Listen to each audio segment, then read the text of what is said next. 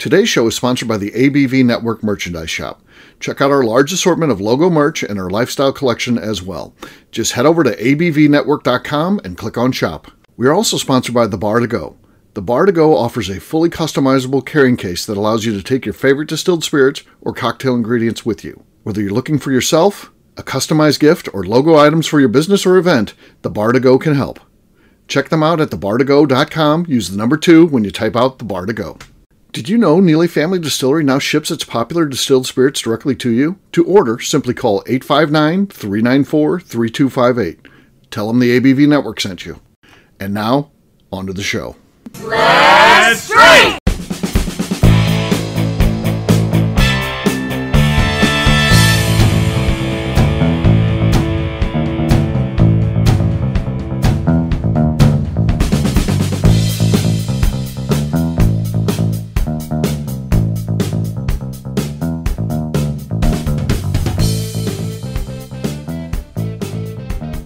Welcome to the Bourbon Daily, the podcast about everything bourbon delivered to you every day of the week. Today on the show, we will be talking with Old Man Bay about his bourbon journey. My name is McNew. Please join me in welcoming my co-host, Steve Akeley, along with our special guests, Matt Bay, Jim Bossa, and Danny Kennard. Hey, gang, what's up? Hey, guys. How we doing, everybody? Hey, Steve, how you doing, bud? Good. So, yes, we are going to have a fun show today. We're going to be talking to Old Man Bay himself, Mr. Matt Bay, about his bourbon journey. How did he get into this? How does he find himself where he's at today? And how did he get to be one of the most connected people in the world of bourbon? Oh, man, people just love him. So it's amazing. You look at his thing. It's like a who's who of bourbon. He's shaking hands with this person, eating dinner with this person, hanging out with that one, getting his hand back slapped by. It's amazing. So we'll find out about this after the break. For right now, Jim said there's something he wanted to talk about. What is that, Jim?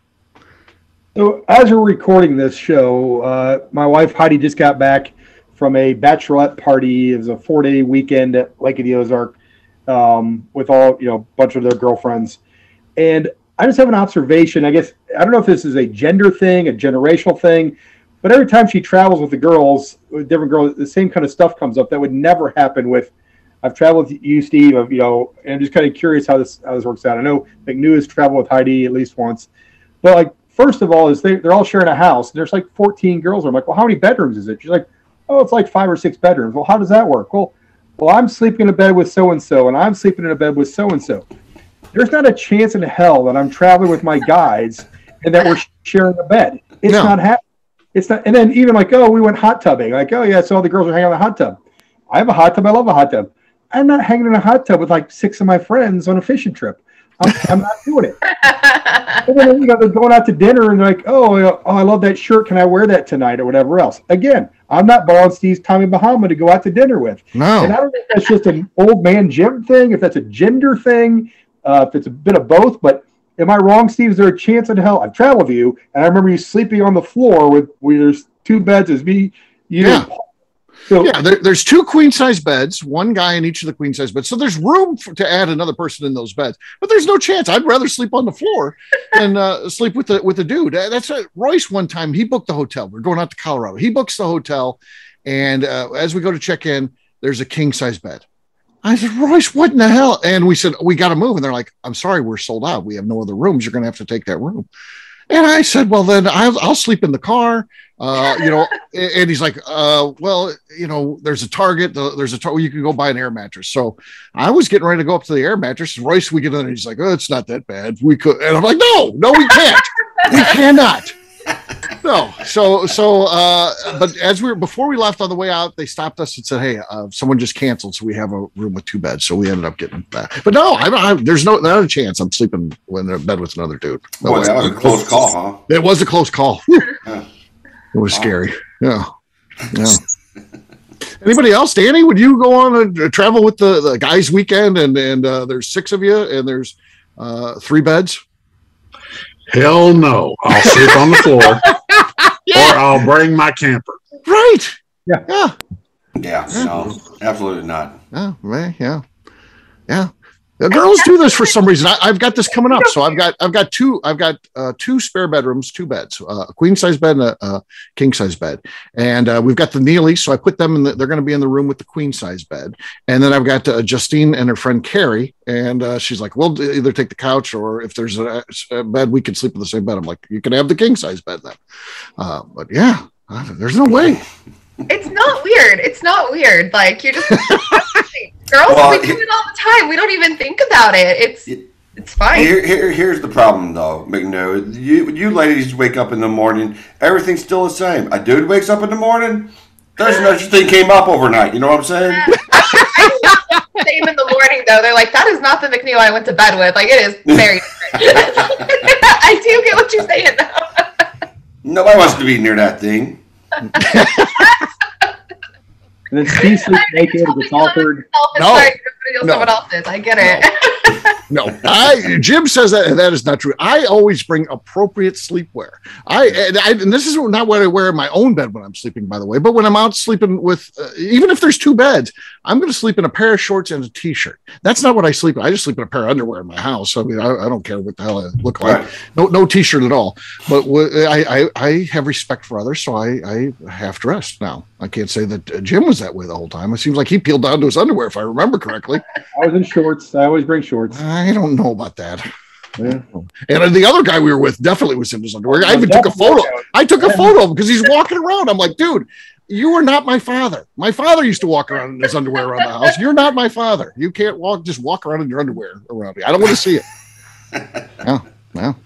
So, all right. That's a good subject to bring up. Thanks, Jim. Yeah, for sure. It's gotta be a gender thing. I don't know. Maybe it's an age thing too. You guys are all older, but we ladies don't care. I'm like, no, it's my friend. We'll sleep in a bed. That's fine. Nobody cares. Fair enough. Y'all go to the bathroom together and all. So that's true. So, all right. Well, guess what? It is time to drink. What is everyone drinking? Let's start with Old Man Bay. He's got the super microphone going. Let's see what the cork pop may blow my eardrums out. We'll see what happens. Oh, let's see what it does. Yeah, this could be good for you. No, nothing. No, not that. There we go. Don't get redos. Do not get redos. We're gonna have to judge. Please, judges, only judge on that first cork pop. Yeah, the second one was better, but yeah. All right, Danny, you look like you're ready to go. What do you got? Oh, I'm trying. Oh, removing the plastic now. Brand new bottle. Got a little bit of Elijah Craig. Okay, was that a 375? No, 750. Okay. Hey, you didn't even let me tell you what I was drinking, man. Oh, go ahead. Go ahead. Yeah, what are you drinking? So I'm drinking on Old Oak, but Old Oak. Yeah. It's my barrel pick with Old Oak that's coming out in May. Yeah. Because you know the folks there. Once again, you connected. Yeah, I am connected with them, that's for sure. Yeah, let's see. All right, Danny. There you go. You're next. All right. Okay. That's enough to take the lead. Not a big explosive one. It could be beat. I'm probably not going to beat that, though. I've got a new riff here, and this bottle is probably a little less than halfway. So I'm not expecting much, but we'll see here. Here we go. More squeak than pop. Danny still has the lead. McNew, you're next. I actually found one of my favorite bottom shelfers today, the very old Barton bottled and bond. So top. Oh, yes. Excellent choice. Yeah. Super top. Okay. Jim, you're last. I've got some Yellowstone I'm going here that I happen to have left over from the weekend. I don't know how that happened, but we'll see. Oh, gosh. Oh, that was a good one. A little slosh there at the end, but I think it was still enough. So I think Jim wins that thing. So, yeah. He does it. He does it. So cheers, gang. Cheers. Cheers. All right. We'll take a quick break. And then when we come back, it's time to talk to Old Man Bay about his bourbon journey.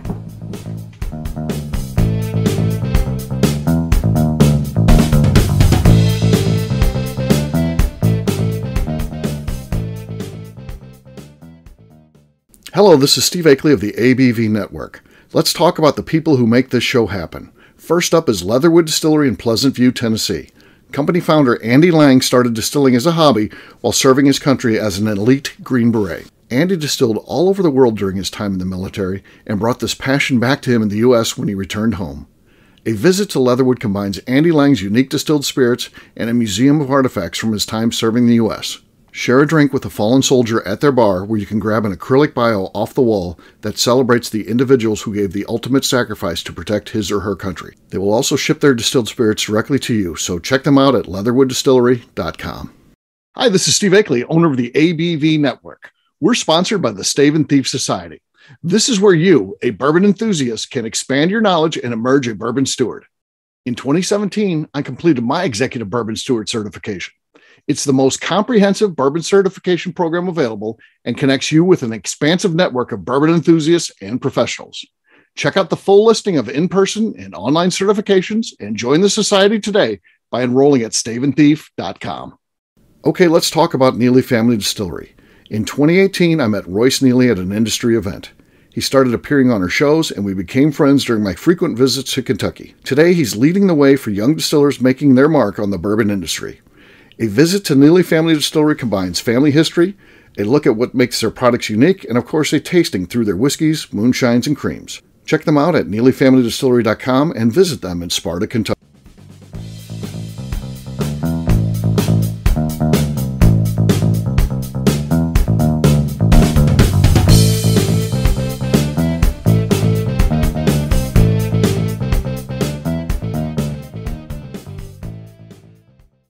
This is Mr. Bill. You're listening to the Bourbon Daily. I don't drink to that. Welcome back to the Bourbon Daily. Today we're talking to Old Man Bay about his bourbon journey. Yes, we are. So, Old Man Bay, I always kick these interviews off, and then we kind of go round robin with the rest of the crew here. But I always ask the same thing to kick it off. When did you get started with bourbon? Like, when did you taste it and be like, "Hey, this is something I really like. I'd like to explore the spirit a little bit." I guess honestly, it was only just a few years ago. I mean, my dad's a big Maker's Mark guy. He always has been. So Maker's was always around the house. I don't know, but like getting into where we are today, yeah, it was just a couple of years ago, really.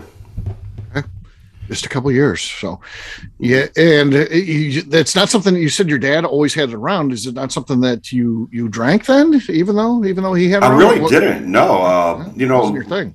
7 and 7, but I was more of a beer guy. I used to brew beer, so I was a craft brew, like craft brews, and 7 and 7 definitely shows your age. Me, you, and Danny are all, and Jim, we're all 7 and 7 guys at one point. That was a big thing when we were younger. There ain't nobody coming up today who's like, man, when I was just getting drink, I was going 7 and 7s. No one's drinking that anymore. I actually drank one the other night, and I'm like, the bartender gave it to me, and I take a sip, and I'm like, no, I can't. It's too sweet. Here, take it back. I don't want it. That's old school there, 7 and 7. Danny, what do you want to know about Old Man Bay's bourbon journey?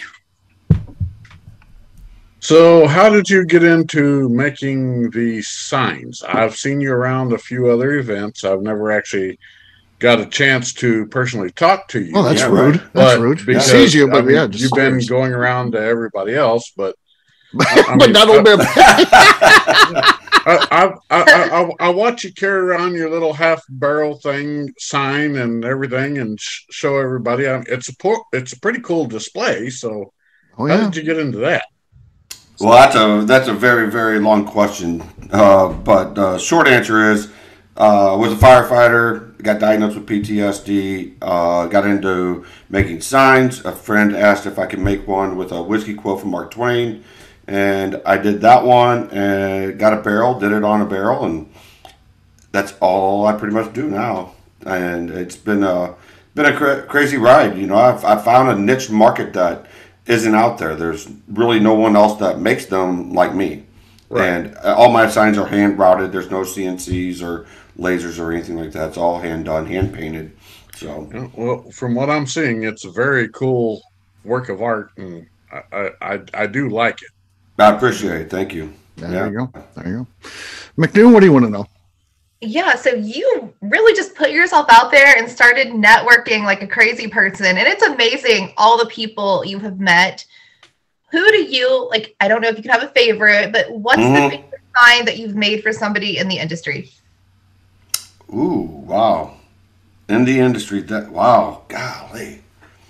That's hard because I always say they all are, When I'm working on that piece, it's awesome. And I've only remade a couple signs. The best one, I gotta tell you, I think the most I was more excited about was making the one for Freddie No. And Cool. making that Jim Beam sign for him. And that was really cool. And him coming over to my booth at KBF and actually sitting and talking to him and stuff. That was really cool. So That is cool. yeah. But I tell you, recently that Penelope sign I just did, that was really beautiful. I really like that one. I mean, all of your work is absolutely gorgeous. And like you Thank can you. tell, you just put all of your effort into whatever you're doing at the time. So they're fantastic. Thanks. Yeah, and I do. I just did one for it's called the Hero Company. They're out of California, and this guy his proceeds goes to get service dogs for veterans with PTSD. Oh, that's so cool. And I just did a sign for him. Actually, I did 2 signs, copies. I take a lot of pride in my work, and if I'm not happy with it, it's not going out the door. And that was the first sign that I said no, I can't. I don't know. I carved it wrong, and it's hard to explain how could you carve it wrong. Well, I carved it like backwards. That doesn't even sound right. I don't know. Anyway, it was wrong, and I called him up and I'm telling him. I said, "Hey, dude, I got one done, but I'm not happy with this one. I'm going to start over," and he totally understood that. So, Yeah. That's cool. Yeah. So, I got another, I know Jim hasn't asked yet, but I've got another question that's kind of dovetails off. Like you mentioned Penelope. mm-hmm. Penelope is a small brand in the scheme of things. Mm-hmm. They're not out at every event and things like that. And, but their CEO, I know the co-owners of that, and they're both, nice guys. How do you get that business? Do you run into them at an event? Is it just through your personal networking, or do they just randomly one day reach out to you because they want to sign and they've seen you on social media? How does that even happen? With Penelope specifically, I was at a buddy's house and we had he had a bunch of new bottles. I had a couple new bottles, so we popped them open. We're just doing a little tasting, and I was taking this picture, and actually there was a sign in the background that I did for him, and it was a St. Louis City flag sign, and it's down in Soulard, so it's on a brick wall. It's beautiful, right? And anyway, I put all the bottles. I was putting them on the table, and I was taking a picture of it and posting it as we were going along. Well, that got to where I couldn't do that no more. So I was like, but Penelope was the last one that I took, and that day or the next day, they liked the Penelope on Instagram, liked it. Yeah. And then they shared it, and then Mike from Penelope Mike sent me a message and said, "Hey man, I want to get our logo done on one of your signs. Can you do it?" And I was like, "Absolutely." That's how I got that job. Yeah. Okay. Straight through social media. Yeah. No, that's cool. And I'm glad it kind of works then both ways. You're reaching out to people are reaching out to you. And that's a cool thing. And I know you've heard me say it before, Steve, and you talked me up more than I am, I think. But my mom always said there ain't no reason. It doesn't hurt to ask. All they can do is say no. And I don't have any problem. You wouldn't believe how many messages I send on social media or whatever and say, "Hey, listen, this is what I do." Does they all turn out in signs? No, but that's okay. Yeah, you remind me a lot of being what I do and things like that, because I have to reach out for all the things we do. I have to reach out to a lot of people, and there's many times when they say no. But I came from a career. I was in sales, so the ability to pick yourself up, dust yourself off, and ask the next person, it doesn't bother me in the least bit. Absolutely. That's called process. I mean, then you just do it again, and right. And then it just keeps coming. Yeah, and those relationships build more relationships, and then you're networking, and it gets bigger. So yeah, that's kind of how it's been for me, anyway. Yeah, I always say that, like, we're getting ready to open the store, and largely the things that Jim and I are doing with that store is going to be based on networking. And I'm telling you, my dad is the guy who taught me how to network, and he was not a salesman. As a matter of fact, he would tell you he's not good at sales at all, but he was a policeman. But he literally made it a point. Every person that ever said they were policemen, he would go over and introduce himself, talk to them about their career. And he had this amazing network. No matter where you went, he knew a policeman there, because he'd go to national conferences and stuff like that. And, and sometimes those can help you out with, when you've got problems in an area, you have a flat tire, he just knew someone that could help you out anywhere because he had this great network. And I've kind of used that same approach with what I do in bourbon. And I can see you doing that same thing. Not that you're copying off me, you're just doing your own thing. but it's the same type of thing where you build that network, and that's the important. Absolutely, doing. Yeah, you have to. Absolutely, for sure. So, yeah. And it's wild too because a couple instances have happened. My daughter was out and she had one of my Old Man Bay shirts on, and she was at a liquor store, and a guy says, "Old Man Bay? Oh, I know him. He makes the whiskey barrel signs." She goes, "Yeah, that's my dad." And then last night, so I'm a little fuzzy today. We're moving, and I live in North County now, and we went out with all of our friends for a little pub crawl last night. And one of my guy that was with us, he was telling his friends who drink bourbon about the one that's coming out, the barrel release that's coming out, and he's like, "Oh, Old Man Bay. Oh yeah, I know him. I see his stuff all the time." I'm like, it's so crazy. It's just mind blowing to me. Yeah. Jim, what do you want to know about all this stuff? So as Steve said, you're very well connected in the bourbon industry now. Is there somebody out there that you haven't had the opportunity to work with that you would really like an opportunity to do something for? Is there like a dream job, a dream project that like this would be the one? Like, yeah, that would be fantastic to work with. Well, yes, and I'm actually kind of almost there.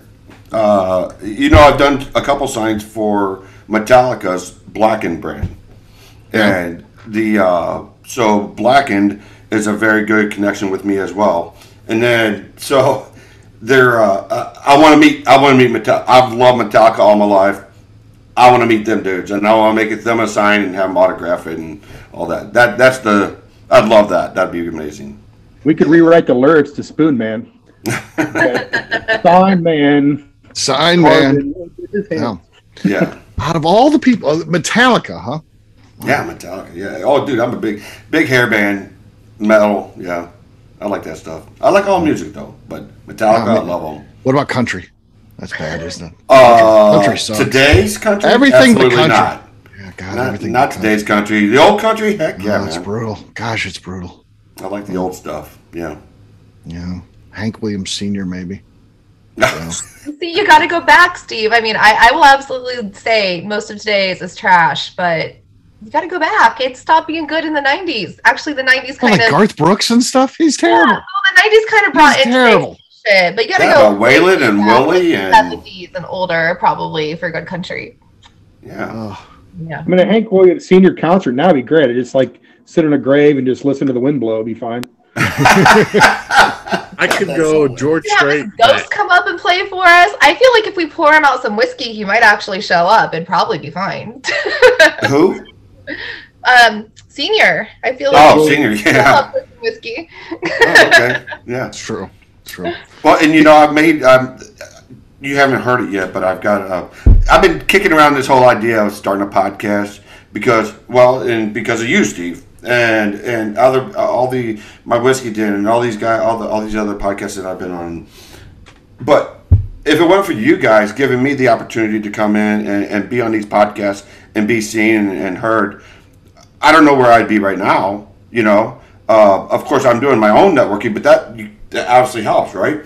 So I kind of been kicking this idea around of doing a podcast, a Zoom. I don't know how to do it, but anyway, for all the makers, when I was at Kentucky Bourbon Festival, when I got selected to be at that last year, there were so many cool bourbon makers. Whether it be candles or furniture, or there's a guy with toothpicks. Tom Petchke.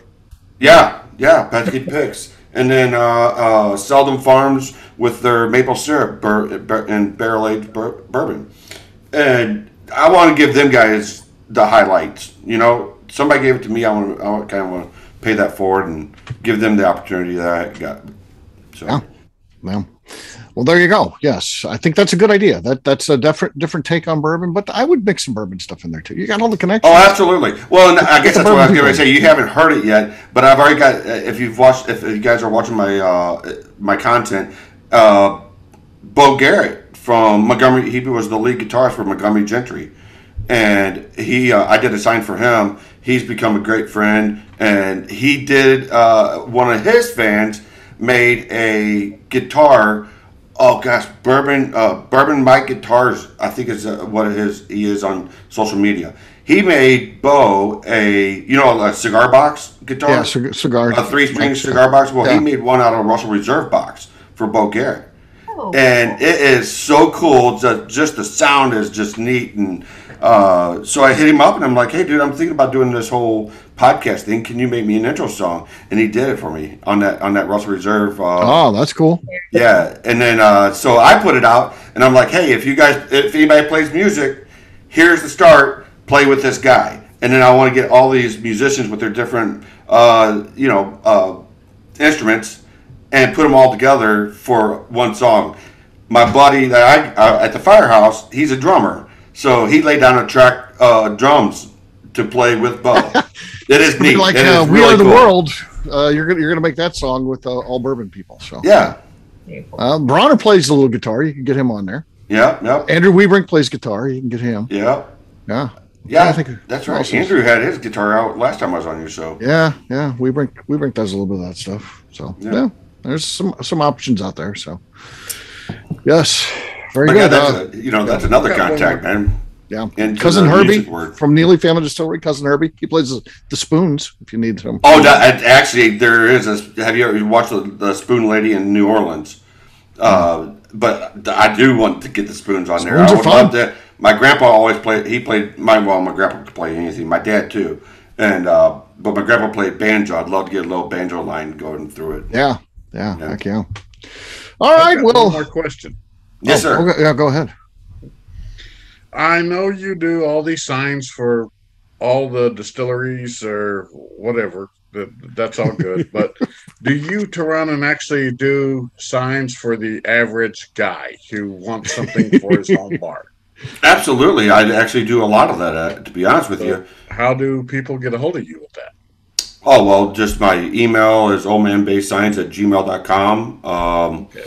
Hit it up that way. And this is usually how it happens, Danny. Most people think they know what they want. As a matter of fact, I'm getting ready to do one for someone here in St. Louis, and it's baseball and bourbon themed. And she didn't know what she wanted. And I'm like, okay. She goes, I could just tell you this is what he likes. And so I went from there, and I took out. I take all these questions. Give me anything you can. Pictures, question, whatever. Send me whatever they're into, and then I'll put my creative mind to it, I guess you could say, and layout. And I'll do a layout, and I do mock-ups for free too. So if anybody ever wants anything mocked up, I'll mock it up and hit you with the price and see if you want to do it. And if you don't, that's fine too. Cool. There you go. Thank you. He does some good stuff. One of his signs is going in my new bourbon bedroom, the theme bedroom that I've got. So it's fantastic. It's so cool. That's a fun one too. Yeah, really cool.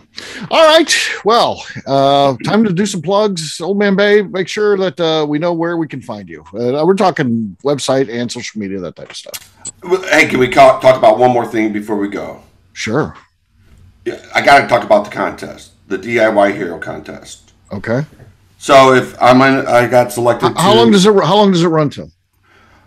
It runs. I think it's the first week of May. Okay, it's still going on then. Yeah. Yeah, it's DIYhero.org/2022/Matthew-Bay. Make it easier. Just go find me on social media, and all the links are there.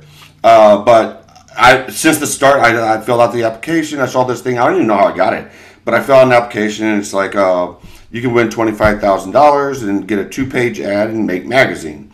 I'm like, well, that would sure help because the move, right? I'm getting a 20 by 50 foot pole barn, and it's just literally a metal building and on rock with a rock floor. So $25,000 could really help, set up the shop.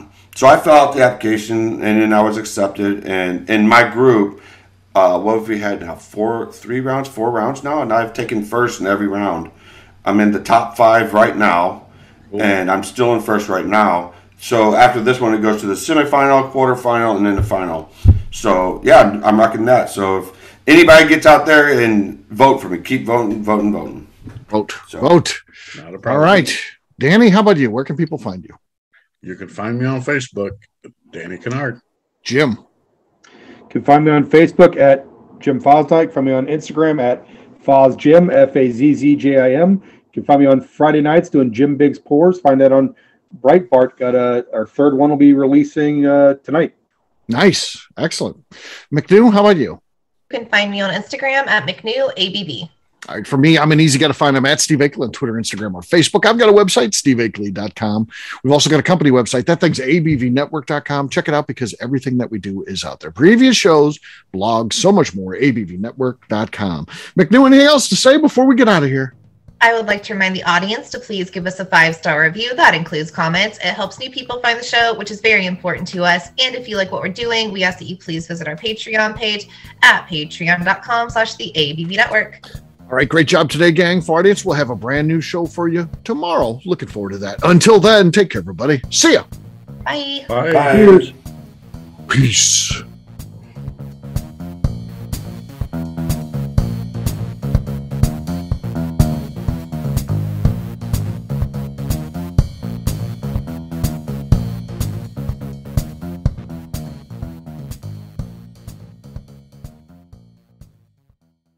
Before we finish the show, let's talk about some great companies that support the ABV network. First up is Moonshine Still Pro. Moonshine Still Pro has a full line of products to help the home distiller.